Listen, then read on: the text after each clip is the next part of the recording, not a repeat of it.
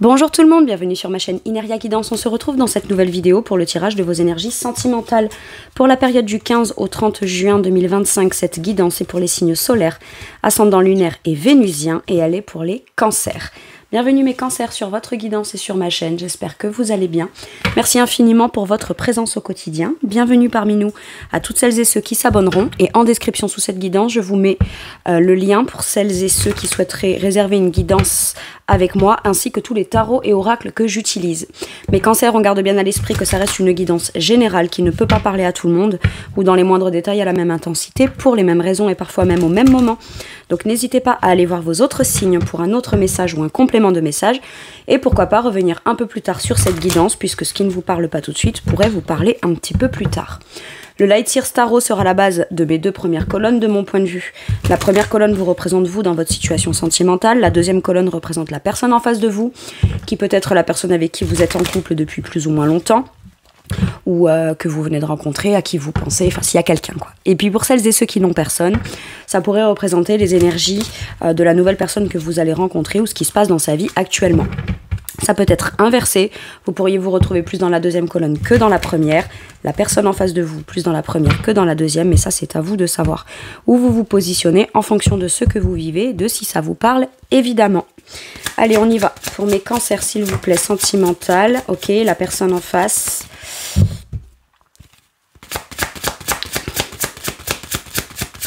Il y a quelque chose qui s'ouvre, qui commence, qui débute, qui démarre ou qui redémarre là pour vous, dans le cœur. Ça vous inspire, ça vous... Peut-être que vous pensez un peu plus romantiquement, vous vous laissez aller à peut-être un petit peu plus de vulnérabilité émotionnelle. Ou alors parce qu'on ressent quelque chose de neuf, de nouveau, d'optimiste. Ouais, la personne en face, 5 de denier. Alors, est-ce que vous proposez un projet créatif de cœur à quelqu'un et vous hésitez, vous êtes hésitant, hésitante, parce qu'on est sur un page de couple, donc c'est pas qu'on hésite, mais ça reste timide. On y va doucement, on y va un peu timidement, on est spontané émotionnellement. Mais la personne en face de vous a l'air soit de penser qu'elle n'a pas les moyens. Vous êtes plutôt ouvert émotionnellement et cette personne peut-être soit elle s'en rend pas compte parce qu'elle est dans des énergies où elle se sent rejetée, abandonnée. C'est timide, peut-être que vous donnez vous de votre émotionnel, commencez ou recommencez à donner de votre émotionnel, à l'ouvrir, à vouloir l'exprimer. Y a de ça. Et la personne en face ne le remarque pas puisque elle est dans des énergies, pas de fermeture, mais où elle est dans un état où elle peut être extrêmement fatiguée, elle peut être aussi dans la peur du rejet, de l'abandon, elle se sent seule. Alors peut-être que vous, c'est pas tant que vous ouvrez votre cœur à quelqu'un parce qu'elle est vulnérable et parce qu'elle se sent pas bien, mais peut-être que cette personne s'ouvre à vous pour vous expliquer un peu son parcours ou certaines choses qui sont difficiles pour elle actuellement, qui le sont encore ou des difficultés qu'elle vit actuellement. Et si c'est quelqu'un par exemple qui paraissait très fort, très déterminé, très en confiance, etc. et que ben là, il ou elle accepte de vous parler de ses difficultés, ça vous permet à vous d'avoir une nouvelle perception émotionnelle. J'ai l'impression qu'il y a quelque chose qui vient vous adoucir ou vous attendrir vis-à-vis de cette personne, dans le sens où on sent que quand quelqu'un peut avoir des gros problématiques, des peurs de rejet, d'abandon, de blessures, mais joue un peu comme c'est pas un rôle, mais montre une image de force. Et là, cette personne, peut-être qu'elle lâche les armes, c'est ça que j'entends, elle lâche les armes et elle est pas très bien, mais accepte de pas jouer le rôle de la personne, mais si ça va, mais ça va aller, mais non, le problème c'est pas moi et mes problèmes ou mes blessures ou quoi, non, il y a vraiment comme de l'authenticité. Alors ce que cette personne montre, effectivement, c'est pas le reflet de quelqu'un ou quelqu'un qui est extrêmement fort, mais extrêmement... mais en même temps, elle fuit pas. Elle n'est pas dans la fuite, elle est telle qu'elle est, et vous, peut-être que ça vient attendrir quelque chose. Maintenant, si ce n'est pas ça, ça peut être, je propose un projet de cœur à quelqu'un, quelque chose de créatif, je m'autorise à rêver, ça peut être, je pense à quelque chose de romantique, on pourrait passer un week-end ensemble, partir ensemble, passer du temps ensemble, etc. Et cette personne vit un moment difficile qui fait que peut-être elle n'a pas les moyens financiers, mais elle le sent comme quelque chose de regrettable. Elle n'est pas bien à l'idée de peut-être ne pas pouvoir accéder à cause de difficultés matérielles ou dans un contexte où elle a l'impression de ne pas avoir les moyens ou de ne pas pouvoir. Ça peut être aussi, j'ai pas de temps, j'ai pas d'énergie, c'est pas toi et ton projet le problème, mais c'est moi et mon contexte qui est difficile. Et on se sent comme éprouvé là dans un 5 de denier.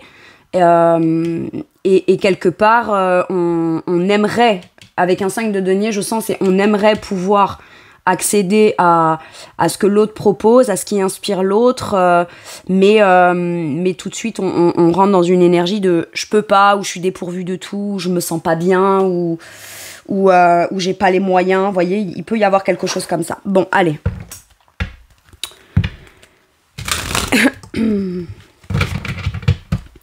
Vous, s'il y a quelque chose d'émotionnel qui démarre de naissant ou de début de quelque chose, et que quelque part vous l'acceptez et vous le vivez pleinement, c'est parce que je sens énormément de compassion du côté de la personne qui est de ce côté vis-à-vis de la personne qui est de ce côté. On ne peut être que dans le cœur quand on constate que la personne, elle est telle qu'elle est, mais dans de la difficulté. Et quelque part, ouvrir la part de soi qui est dans la difficulté et qui est dans de la fatigue ou qui accepte aussi de parler de ses blessures de rejet, d'abandon ou de peur de rejet, d'abandon ou se sentir seul, etc. Il peut y avoir un côté attendrissant là-dedans, dans le sens où du coup, on comprend mieux peut-être certains comportements ou certaines fermetures de la personne en amont parce qu'on constate comment elle est réellement dans l'instant et pourquoi aussi. Allez, quel est le challenge de la personne qui est de ce côté ? Le challenge, donc ça peut être un blocage qui est conscient ou inconscient, mes cancers. Le 7 de bâton. Ouais, parce que la personne, je l'ai dit tout à l'heure, elle lâche les armes en fait. Elle arrête avec ses carapaces, avec ses masques, avec tout ça. Elle se montre telle qu'elle est. Alors certes, quand on voit quelqu'un tel qu'il est, réellement, nature peinture, dans un état où intérieur on n'est pas très bien et où du coup on accepte même de le montrer à l'intérieur, ça veut dire que quelque part on a quand même suffisamment confiance pour se montrer dans sa vulnérabilité, ok, d'une difficulté concrète. Et quand j'ai dit lâche les armes, c'est un peu ce que fait ce 7 de bâton aussi. Le 7 de bâton, c'est je suis en position de défense, j'attaque pas, par contre je reste campé et je suis prêt à me battre et à me défendre pour défendre mes intérêts. Mais ça pouvait être en réaction face à l'autre. Si on sent que l'autre a des grosses problématiques, des gros problèmes de rejet, d'abandon, ou se sent pas capable, ou n'a pas les moyens, ou n'a pas le temps, etc., mais se montre comme quelqu'un que ça touche pas, que ça atteint pas, qui a pas de problème, mais qui en même temps n'est pas très ouvert, ou s'engage pas vraiment, ou quoi, mais sans vraiment donner les raisons d'un vécu personnel ou d'un ressenti personnel, la personne en face, en réaction inconsciente, peut être un peu sur la défensive. Et du coup, j'ai l'impression que votre challenge, ça va être de réussir vous aussi à baisser les armes. Pas persister dans l'idée de vouloir absolument vous avancer ou faire avancer la personne. J'ai l'impression que parce que avec le cœur et vous comprenez, avez l'information ou ressentez ce que vit la personne dans une certaine forme de difficulté, vous fait automatiquement à vous, même si c'est challengeant, baisser les armes. Par contre là, où c'est challengeant pour vous, c'est de réussir à trouver la limite entre je baisse les armes, mais ça veut pas dire pour autant que je dois être la personne qui va ramasser cette personne à la petite cuillère. Je peux avoir de la compassion pour lui ou pour elle, de la tendresse, le ou la voir d'une façon beaucoup plus douce puisque vulnérable, d'accord ? Mais pour autant, je vais quand même garder la posture de quelqu'un qui fait attention à toute l'énergie qu'elle déploie parce que ça m'attendrit, parce que ça me touche dans le cœur. C'est pas mon rôle non plus d'aller coûte que coûte relever cette personne. J'ai l'impression que cette personne a peut-être beaucoup plus besoin, si vous êtes vous d'accord et ok, plus de l'écoute, de la compréhension, de l'énergie du cœur, etc., plutôt que des actions, on va faire ça, je vais tout faire pour te démontrer que tu peux t'en sortir, qu'on peut faire quelque chose de chouette, etc. Vous voyez ? J'ai l'impression que là, ce qu'on vous demande, c'est à la fois soit de baisser les armes d'une défensive afin de pouvoir juste pleinement, dans l'instant présent, pouvoir peut-être discuter des problématiques de la personne. Et peut-être potentiellement ça vous permet de mieux comprendre certaines choses, pourquoi j'ai connecté avec lui ou avec elle, pourquoi cette personne m'attendrit, pourquoi est-ce que j'ai envie d'un projet avec lui ou avec elle, je lui propose et c'est comme par hasard, entre guillemets, la personne qui soit peut pas, soit s'en sent pas capable, soit est à terre, soit a peur du rejet et de l'abandon. Bah, c'est peut-être pour vous faire travailler l'idée de à la fois je reste campée, mais je suis pas là non plus pour sauver la personne. Ok ? J'ai un truc comme ça. Donc cette personne lâche ses armures et vous baissez les armes. C'est votre challenge. Sans pour autant avoir la volonté, comme je vous disais, d'aller sauver cette personne. Ok. Quel est le challenge de la personne en face ? Le 2 d'épée. Sortir du mental, sortir des doutes, sortir de quel est le... Alors, là, avec un 2 d'épée à l'envers sur un 5 de denier, j'ai quelqu'un qui est en posture tellement difficile, soit émotionnellement, soit dans son quotidien, qu'en gros, elle pense que les choix qu'elle a à faire, il n'y en a pas un bon ou un mauvais. C'est parmi les choix que j'ai à faire, quel est le moins pire de tous. Et là, c'est compliqué. Et j'ai l'impression que cette personne, elle est comme... Vu l'état, la posture et le focus qu'elle a et son prisme au travers de ses ressentis, vous savez, quand on vit quelque chose qu'on est difficile, qu'on n'est pas très bien, etc., on a du mal à pouvoir percevoir les choses sous un autre angle ou même les choses qui pourraient faire que ça ira. On reste plutôt focus sur c'est soit ça se passe comme ça, soit ça se passe comme ça, mais pas dans l'aspect forcément positif.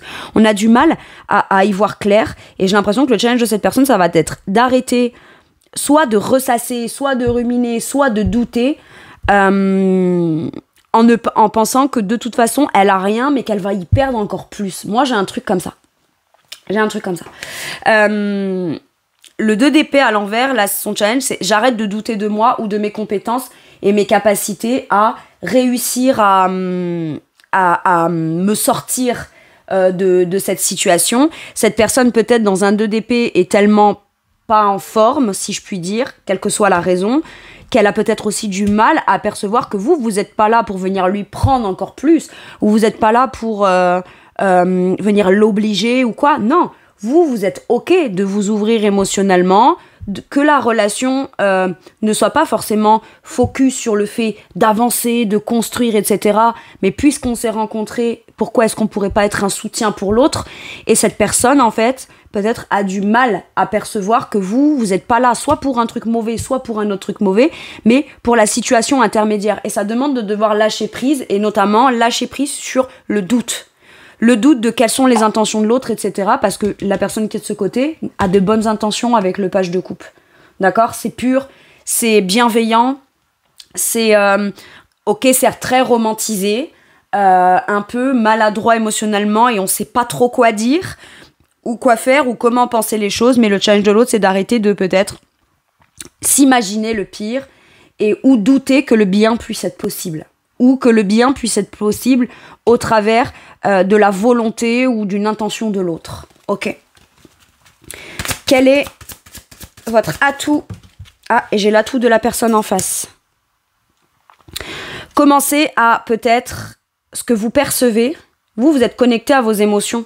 J'ai l'impression que vous avez suffisamment compris ce qui se joue chez l'autre, qui du coup est en train de provoquer un certain contexte dans la relation. Et j'ai l'impression que l'atout, c'est que vous êtes capable de percevoir ce qui est de l'ordre de ce qui est provoqué par des blessures ou une phase, une période un peu difficile chez l'autre et ce qui passera et ce qui restera. J'ai un truc comme ça.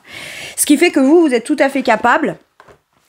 Et votre atout, ça va être de pas trop attendre, de vous faire une opinion, d'en apprendre plus, de pas discuter, de pas parler. La grande prêtresse a tendance à ne pas parler parce qu'elle apprend, elle lit, elle se renseigne. Elle ne fait pas de révélation tant qu'elle n'est pas sûre d'avoir la connaissance, l'information importante. Et elle attend avant de faire des révélations. Et vous, là, j'ai l'impression que mine de rien, dans une interaction avec l'autre, vous êtes capable de faire des révélations qui sont pertinentes. Mais liées à ce que l'autre vit, j'ai l'impression que vous êtes capable de communiquer ou de commencer à vous ouvrir dans une forme de communication, en tout cas de ce que vous avez perçu percevez et comprenez. Et cette personne, peut-être, ça peut le ou la faire douter parce que il ou elle se dit, si cette personne voit comment je suis, sait comment je me sens, comprend ce que je suis en train de vivre dans les faits de difficile, etc., et qu'elle m'en parle, c'est dans quel but? Et j'ai l'impression que vous, votre atout, c'est d'être savoir ne pas parler pour juste entendre, écouter, recevoir les infos, analyser afin de comprendre. Mais il arrive un moment, en fait, où vous arrêtez de lutter et vous discutez aussi.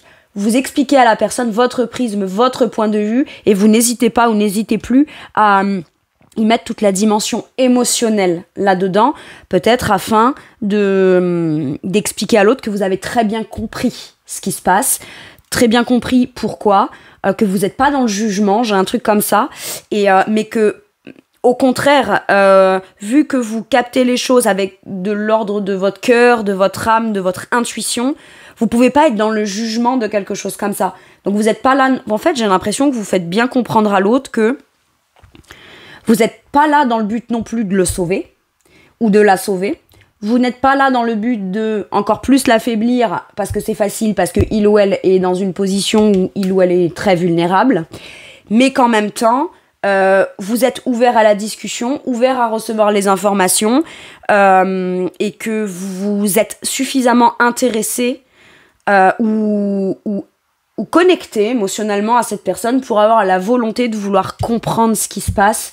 Pas pour forcément y amener des solutions, le ou la sortir de là, etc. Mais non, parce que pour vous, apprendre à connaître quelqu'un ou apprendre à connaître ou savoir comment on peut avancer avec une personne, là, si vous êtes en couple, bah, c'est aussi connaître ce qui se passe de bon comme de moins bon chez l'autre, en fait. Ça fait partie du truc. C'est la personne qu'on aime, c'est pas son état.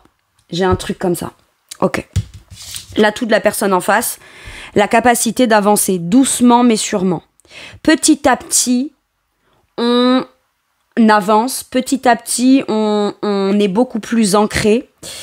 C'est le cavalier de denier. Il est pas rapide, c'est le plus lent des 4, mais par contre, petit à petit, il est capable d'aller vers quelque chose de beaucoup plus constructif, porteur, engageant, fiable, fidèle.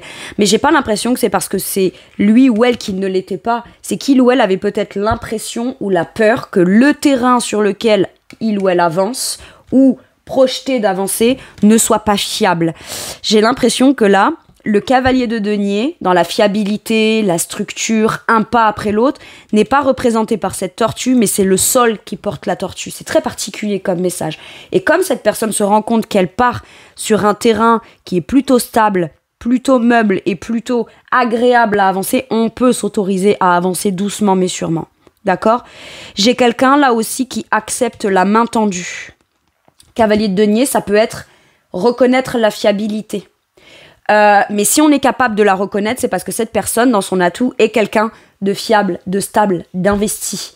Quand il tend la main, il le fait parce que c'est ce qu'il est, ok ?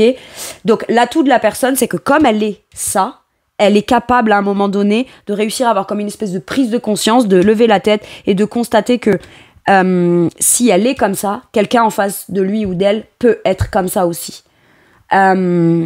Et j'ai l'impression qu'elle réussit à se faire une raison en se disant je vais pouvoir avancer, je peux avancer. Et je peux avoir confiance dans mon avancement, même si je vais pas vite, parce que moi je sais que quand je suis en forme et que c'est pas moi qui suis dans la difficulté, je peux être cette personne fiable qui avance, ou qui permet, ou qui tend la main, ou qui est suffisamment fiable pour que les autres puissent se sortir. C'est peut-être à mon tour de recevoir le coup de main nécessaire afin d'avancer. Ok ? J'ai un truc comme ça. Bon. Allez, maintenant que j'ai vu vous et l'autre, je vais aller voir la situation. Mes cancers. On a quelque chose de sûr et certain. La fatalité, la grâce. On est très dans du Saturne. Hein. Donc ça, c'est long, c'est lent, c'est profond. C'est dans la discipline, c'est dans l'apprentissage. On est sur une énergie de temps avec Saturne. D'accord ? Mais avec le temps, les révélations sont là. Avec le temps... les choses s'améliorent et au moment où elles s'améliorent, on pourrait se sentir comme, ben voilà, touché par la grâce, c'est immédiat. C'est sûr et certain qu'il y aura une amélioration, une prise de conscience, une aide divine, un soutien, comme quelque chose de bénéfique pour tomber du ciel, d'accord ? Mais c'est bénéfique. On parle de quelque chose de sûr et certain. On dit que c'est jamais peine perdue. J'ai un truc comme ça, ok ? Et la renommée. Moi, j'ai l'impression, là, avec la renommée, qu'il y a des choses qu'on dit, des choses qu'on déclare, qu'on explique, qui montrent qui l'on est réellement beaucoup plus en profondeur. Ça fait avoir des révélations, prise de conscience de qui est réellement l'autre. Maintenant, la reconnaissance, ça peut être aussi la prise de conscience des qualités de l'autre, de ses principes, de ses valeurs, de ses intentions, mais ça passe par des communications. Je peux avoir des remerciements là. Merci d'être là. J'ai un truc comme ça. D'accord. Il peut y avoir une annonce importante qui annonce de manière sûre et certaine le rétablissement de quelque chose. Ou alors l'affirmation de « t'es arrivé dans ma vie au moment où moi j'étais peut-être pas la meilleure personne dans les meilleures dispositions pour toi, mais où toi tu m'as été envoyé et je sais que c'est pas pour rien. Et je sais reconnaître, même si je porte une armure, je porte des masques, etc. Il arrive à un moment donné en fait où je suis capable de reconnaître et de t'exprimer ce que je pense de bien de toi ou du bien que tu as pu m'apporter ou du bien fait que ça m'a apporté ou que ça m'apporte d'avoir connecté avec toi, du fait que tu te sois ouvert et que tu aies pris le temps de me comprendre, que tu aies pris le temps de m'exprimer ce que tu as compris émotionnellement. Et j'ai des remerciements là. Ok, c'est particulier, hein, mais j'aime bien. Il y a quelque chose qui va être annoncé, dit, officialisé, et ça peut tomber. On peut avoir l'impression que c'est comme sorti de nulle part. Ok. Pour certains et certaines, je peux avoir aussi l'idée que vous n'êtes pas ou plus avec cette personne. Il y en a un des deux qui a arrêté ou qui a coupé parce qu'il fallait arrêter avec le contexte. J'ai un truc comme ça. Et avec la renommée, il y a l'idée de « je t'annonce que j'ai compris ». Il y en a un des deux qui est pas très bien, du fait du break ou du temps de pause ou que votre relation se soit arrêtée. Mais j'ai l'impression que là, on commence à en percevoir la dimension bénéfique de l'avoir fait.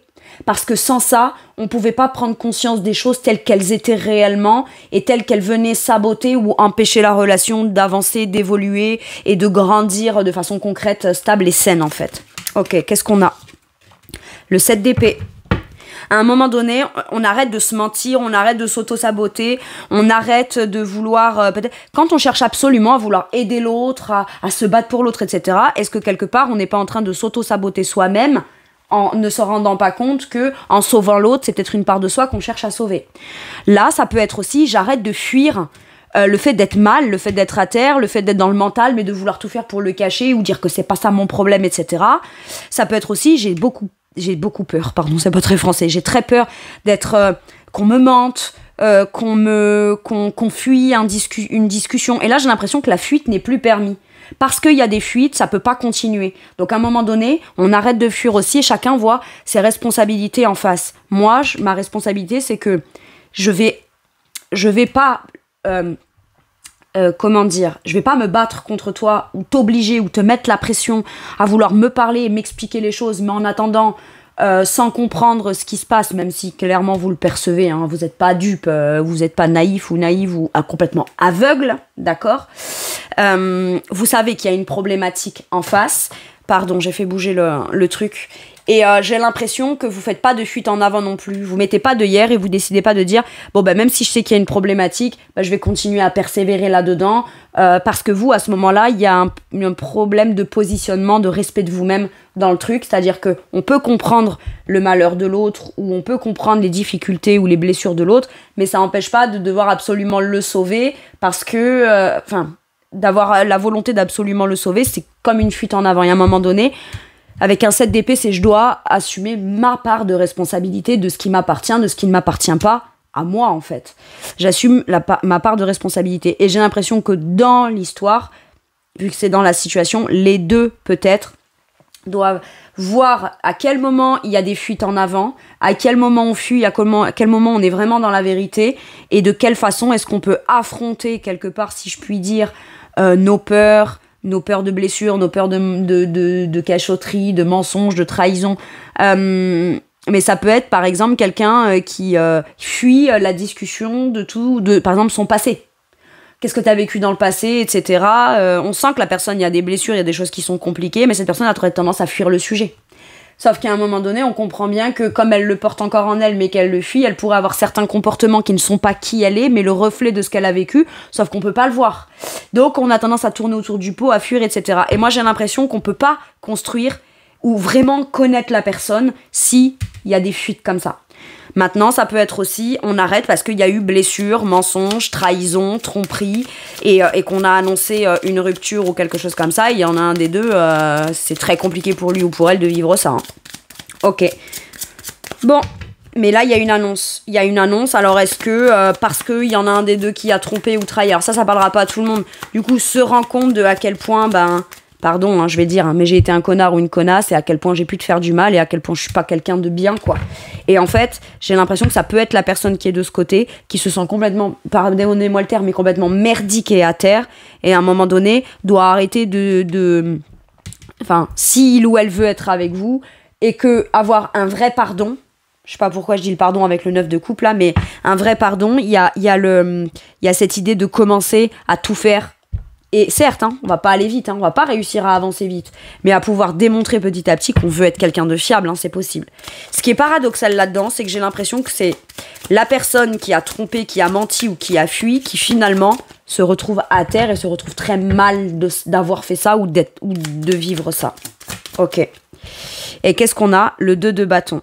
Si on se projette pas on peut pas se projeter dans la même direction si on fuit. C'est exactement ça. Donc à un moment donné, il y a besoin d'arrêter de continuer à se mentir, à faire des fuites en avant et de continuer dans une relation où on n'arrive pas à se projeter. C'est-à-dire qu'à un moment donné, il faut bien connaître l'autre, que ce soit dans sa part d'ombre comme dans sa part de lumière, dans son vécu facile comme difficile, et inversement pour l'autre, pour pouvoir savoir précisément où on a envie d'aller, en fait. Mais on peut pas aller au hasard, aller sans savoir où on met les pieds, et surtout avec qui. Et c'est pas tant... non, c'est ça, pour prendre un vrai nouveau départ en confiance, concret, porteur, enrichissant et quelque chose qui est représentatif comme étant une vraie relation qui est un cadeau, le cadeau, c'est pas d'être avec quelqu'un qui a pas eu de vécu difficile, qui a pas de blessure, etc. Non, mais par contre, c'est pas non plus on ignore tout, on fait des fuites en avant et du coup, sans savoir pourquoi, l'autre n'est pas quelqu'un d'engagé dans la relation ou ne s'engage pas. Ou voilà, là, il y a une notion de pour savoir où on veut aller, il va falloir passer à l'action, commencer à communiquer, à passer à l'action pour voir comment on se projette tous les deux. Par contre, le premier sujet qu'on va aborder, c'est les mensonges, les cachotteries, les fuites et les trucs qu'il faut assumer. C'est d'abord les problématiques là qu'il faut régler. Ok. Allez, de quoi pourrait avoir envie de vous parler la personne en face de vous, mais Cancer.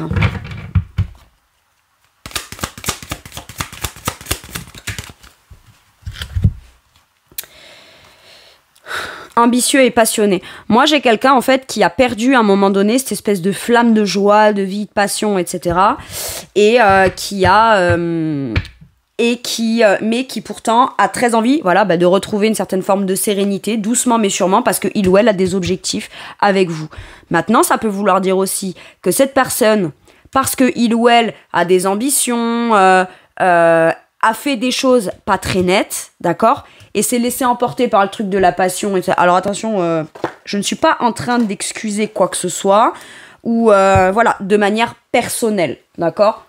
Moi, de façon personnelle, si je vis quelque chose, quelqu'un qui m'exprime que par la passion, il ou elle a fait je sais pas quoi, machin, oui, bon, très bien. Je le prends pas personnellement, et après, bon, voilà, moi, j'en fais ce que je fais personnellement. Maintenant, chacun est libre de faire comme il veut, comme il peut, comme, voilà. Dans du pardon, des choses comme ça, si jamais il y a eu tromperie. Mais par contre, le fait d'avoir été dans un truc un peu passionnel, charnel, et finalement, cette personne se rend compte qu'elle se fait beaucoup plus de mal à elle-même et c'est pas ça qui va servir ses ambitions et le niveau qu'elle a envie d'atteindre ou ce qu'elle a envie d'atteindre dans une relation, en fait. Donc finalement, c'est de l'auto-sabotage.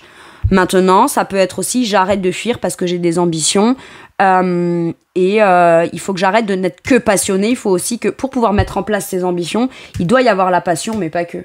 Il doit y avoir aussi l'engagement, l'expression des sentiments, s'intéresser vraiment à la personne et à la relation et vraiment avancer de manière constructive. C'est un truc comme ça, ok ? Donc quelque part, On laisse un peu de côté le côté juste passionnel, amusement, etc. Et on commence à se projeter plus dans des vrais projets concrets. Ok. Sur quoi ça vous fait travailler à vous de manière forte, cette relation ou votre sentimental? La compassion. Ce que je vous disais, vous avez beaucoup de compassion pour l'autre. Même si l'autre vous a... Alors, je dis pas que vous devez être naïf, tout pardonner, etc. Mais, mine de rien, c'est très altruiste et très spirituel. Vous êtes capable de remarquer à quel point ce que l'autre a pu vous faire, a pu vous mettre, vous, peut-être dans une certaine forme d'inconfort ou de blessure. Mais j'ai l'impression que vous avez la capacité, vous, de cœur, de vous dire c'est grave ou c'est pas acceptable, mais je vais chercher à comprendre émotionnellement pourquoi. Mais pour pouvoir faire comprendre à l'autre aussi jusqu'à quel point de faire ça, c'est pas un problème à moi, c'est pas mon problème à moi, c'est son problème à lui ou à elle. Et que si à un moment donné, il ou elle veut se sortir d'un truc qui visiblement lui fait plus perdre que gagner, le fait plus que le déposséder ou le faire sentir merdique qu'autre chose, bah, il va bien falloir qu'il ou elle le comprenne. Et moi, je suis prêt ou prête dans le cœur à entendre et à comprendre émotionnellement les raisons de ce qui se passe ou de ce qui s'est passé chez cette personne. Ok. Allez, un message ou un conseil avec celui-ci pour mes cancers. Qu'est-ce qu'on a? La bienveillance, le respect et la fidélité. J'ai l'impression qu'à partir de là, tout ça, l'inverse de ça ne sera pas possible, il ne sera plus possible. Mais il faut régler cette problématique pour pouvoir, voilà, on peut comprendre, on peut être bienveillant, respect, fidélité, exprimer son propos, comprendre pourquoi. Donc, j'ai l'impression que c'est au cœur du sujet. Être bienveillant par rapport à l'autre, respecter son vécu, ce qu'il ou elle a été, ce qu'il ou elle a fait, ce qu'il ou elle... Voilà. Alors, on n'a pas de respect pour l'acte, mais on peut quand même avoir du respect pour la personne. Maintenant, ça peut être aussi « tu m'as manqué de respect ». Donc, moi, avec le cœur, je vais te montrer à quel point je suis quelqu'un qui est respectable malgré tout. Ok? Et on parle de fidélité, de loyauté. Finalement, j'ai l'impression que mes cancers, vous êtes juste fidèles à vous-même dans votre cœur. Ce qui ne veut pas dire que vous êtes des naïfs, des cuicuis, les petits oiseaux qui vous feront avoir tout le temps. Non, parce que finalement, se faire avoir, c'est un point de vue. Finalement, quand l'autre vit quelque chose ou fait des choses difficiles et que il ou elle en paye le prix par la suite et qu'il ou elle se trouve dans un état où on se sent pas bien, d'accord, j'ai presque envie de dire... ça en dit beaucoup plus sur la personne que sur la personne qui se sent être pas bien parce qu'il y a eu des mensonges, des fuites, des trahisons ou des choses comme ça. Et là, j'ai comme l'impression que par respect pour vous-même, vous dites quand tu m'as trompé ou si tu m'as menti ou si tu fuis, c'est pas moi le problème, c'est ton vécu à toi, c'est qui tu es toi, c'est ce que tu cherches à fuir et en même temps conquérir toi. Mais c'est toi qui as un problème avec toi-même, c'est pas moi le problème. Parce que ce serait moi ou quelqu'un d'autre, tu ferais exactement la même chose. Donc c'est bien que le problème, c'est toi. Et à partir de là, ça enlève pas la gravité des choses, j'ai l'impression, mais on rétablit avec bienveillance la notion de fidélité à moi-même. Et du coup, l'autre peut se sentir encore plus vulnérable en se disant « Mais comment c'est possible d'avoir quelqu'un d'aussi bienveillant en face de moi ?» Parce que je reste fidèle à moi-même, je sais qui je suis. Et oui, je suis désolée d'être quelqu'un de bienveillant parce que je sens que du coup, ça peut être encore plus culpabilisant pour l'autre. Mais c'est toujours pareil, c'est pas votre problème en fait. C'est un minimum, quoi. Et à partir de là, on a la vraie volonté peut-être d'aller de l'avant dans quelque chose de beaucoup plus fiable, fidèle, ancré, porteur. Allez, un dernier message ou un dernier conseil pour mes cancers. Ok, qu'est-ce qu'on a? L'étoile. Vous êtes vraiment... Vous gardez la foi. Vous restez aligné à qui vous êtes. Ça nous parle de protection, ça nous parle de guérison, ça nous parle de grand cœur, ça nous parle d'espoir. On perdra pas l'espoir pour autant. Bon, maintenant, voilà, quand on dit l'espoir fait vivre, oui. À condition qu'on fasse, que les actions soient mises en place aussi pour tout faire pour tenter d'atteindre ce qu'on souhaite, hein, d'accord? Mais bon. L'étoile, on vous dit, croyez en un avenir radieux. Les rêves deviennent réalité, des changements positifs qui mettent fin à une période difficile. la lumière au bout du tunnel. Voilà mes cancers, c'est tout pour moi pour cette guidance. Je vous remercie de m'avoir écouté, je vous fais tout plein de gros bisous, prenez bien soin de vous et à bientôt pour une nouvelle guidance. Merci, au revoir.